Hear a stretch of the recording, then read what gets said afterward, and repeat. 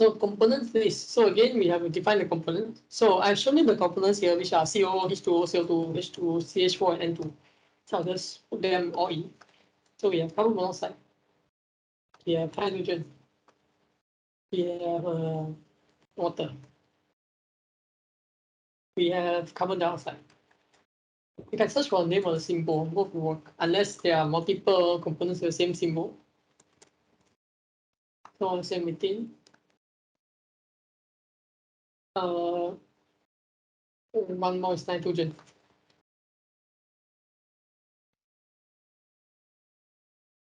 Okay.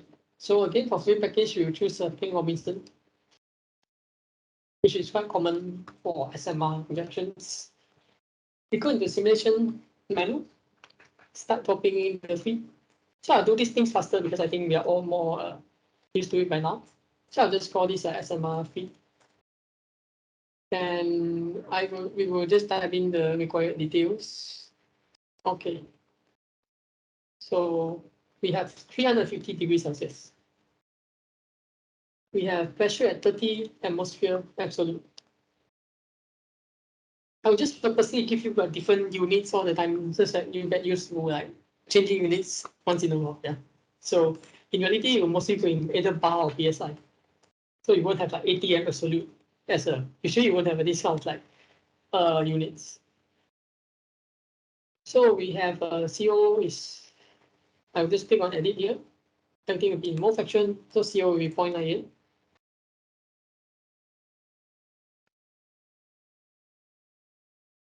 Water will be 0.307.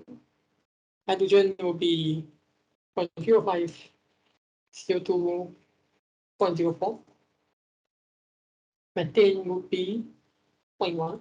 Nitrogen will be 0.15. So nitrogen is not involved in the reaction. It's just an inert gas that sometimes appears in certain streams inside a real refinery. So the total is 1. Okay, so that means that is correct. I press OK. And I'll just give it a flow rate of, let's say, 1000 kilomoles per hour. Okay, so we get everything done. Now we have a SMR feed.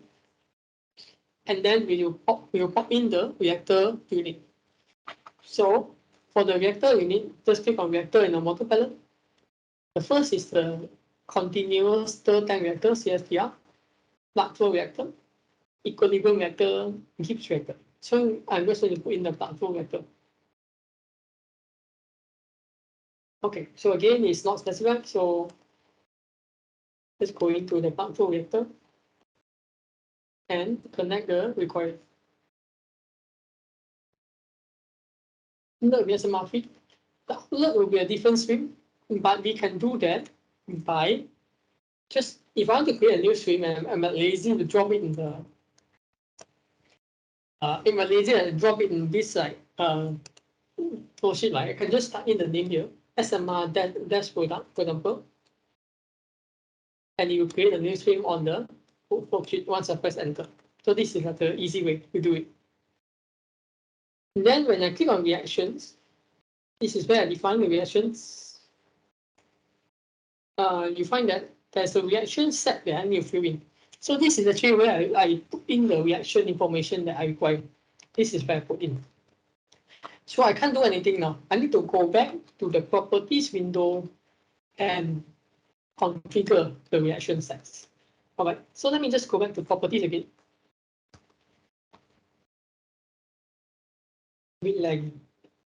On the left side of the screen, there's a folder called reactions. So I can click on add. Then you create a new reaction set called set 1.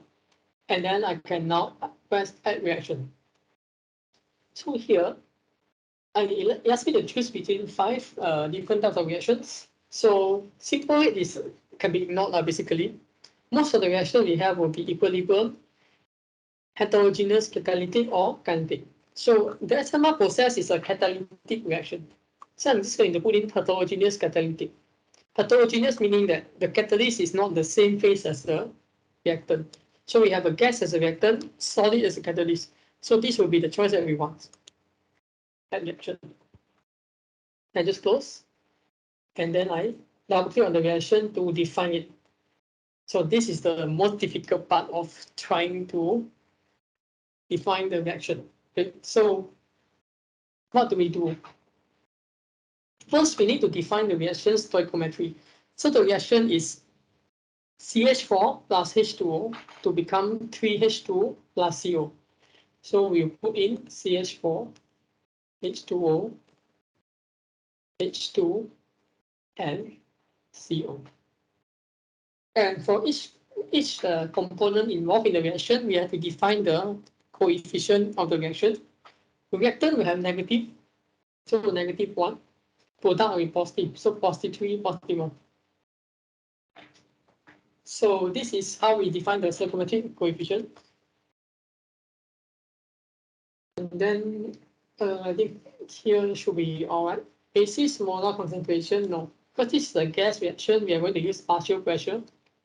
And the reaction phase will be in vapor phase. Or you can also put overall, since there's only one phase. Okay, overall is the same as putting as vapor phase. The basis unit will be kilopascal. Okay, fine. No, not Pascal, because our base unit is ATM. Weight unit is kmol per meter cube per second. Okay, then. Okay, let's say our weight unit. So in this case, the unit is actually mole per kilogram per second per ATM. So our pressure unit has been ATM. Otherwise, it will not make any sense. All right. So this is the easy part. Now we move on to the reaction rate. This is very, very difficult to fill in. And there's actually a help button here. You can click on it. So it shows the formula that we must match in order to successfully fill into this reaction rate. Let's compare what they have and what we have.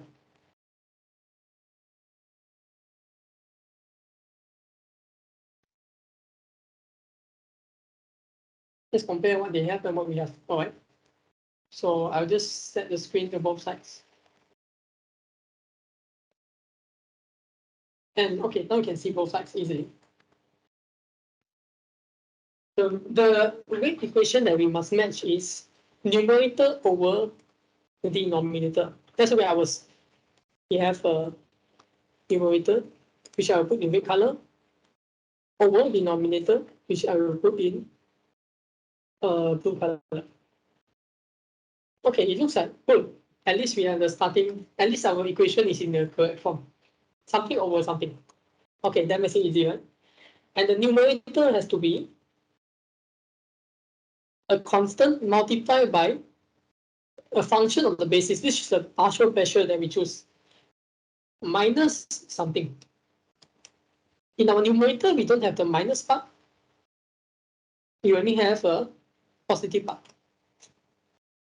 Okay, that means that if we could eliminate this part on the back, it will be easy. So we just focus on the front. So the K, looking at the equation, is equal to A multiplied by exponent negative E over RT multiplied T times beta. So let's match the K that we have. So we have this part, which is the A. I'll just highlight this part. We have exponent part, which matches this part of the exponent. There's a T here, but we don't have. And then there's a partial pressure here, because P is the partial pressure, Ym is the mole fraction. When you multiply the total pressure by the mole fraction, you get the partial pressure. Then you get the denominator. So it looks like we could fit into the rate equation, but we need to do some calculations.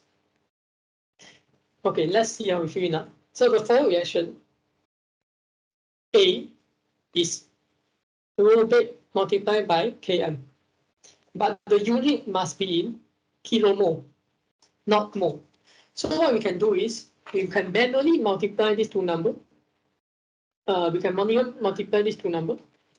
So, and then we divide by 1,000. So if my calculation is correct, this number should be equal to 620. So what I did is I multiply rho rate times Km, divide by 1,000 to change the unit from mole to pitomole. The units are very, very important in the rate. If you put in the wrong unit, your rate will be 1,000 times faster or 1,000 times slower. Both of which will lead to some crazy, very crazy results. Right? And E here, looking at the equation, E is simply this number. This is just E, negative EA1. So I just put in this number, copy exactly, 1.849 exponent 8. That's it. And we have a beta, but we don't have this t term, so just set beta to 0. Easy peasy. Then we have settled the different part. We don't have the reverse reaction part, so just ignore everything. So that's the numerator part done. Now we go to the denominator. The denominator here is 1 plus KH plus partial pressure of H. So H is hydrogen. Sorry, I missed one thing. This is PYM, right? The denominator only has one term, which is the partial pressure of methane. And this is raised to the power 1. So in the component, forward order, I should put 1 as methane, delete the water. And reverse order, I should delete everything because it doesn't exist. So that will ensure that the HYSYS doesn't go and calculate wrongly, put this term into the equation. So forward order is 1. Okay, so now our numerator is correct. Look at the denominator. The denominator is 1 plus KH partial pressure of Y. So denominator here is 1 plus K1 multiplied by F1 of the basis. So F1 of the basis is basically this partial pressure. So we just put methane as 1. The rest will be nothing.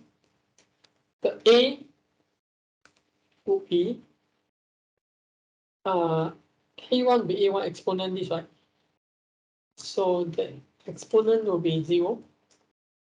And then the K1 would just be this KH. So in this case, the value would be 4.053. Okay, so painstakingly, we have managed to fill in everything that we need to. Sorry, this is not methane, this is hydrogen. Okay, so we have finally managed to fill everything for the first reaction. And this is considered a simple reaction. If you have like reverse reactions and equilibrium and stuff, it's even more complicated than this. So we are quite lucky that we only need to fill in for the first reaction. For second reaction, I'm just going to import whatever that I have, whatever that this HYSYS has. So this is the first reaction done. The second reaction is the water gas shift reaction. So I'm going to click again, add reaction. In this case, it's going to be in equilibrium. Close. Reaction 2. There's a library tab here. Click on the library tab. You can see that this reaction is actually the first in the list. Just double click. It's done. Completely configured. But before we go into the flow sheet, we have to add to the fluid package. Which means that just to tell HYSYS to use this fluid package to calculate this equilibrium. And then we can now go back into our simulation and then attach that to the reactor. So we are back here, double click on this. In reactions, put reaction set as 1. And then we have more info that we need to fill in, which is the PFR setup. Length will be 10 meters, diameter will be 2.1 meters. So we will fill them in rating. So I'll just print the length as 10 meters and diameter is 2.21 meters. And then finally, delta P I will just put at 0 because we are ignoring it for now. And I press enter, I get my results. So let's go to worksheet and look at the results, look at the compositions. So you can see that methane plus water forms CO and hydrogen.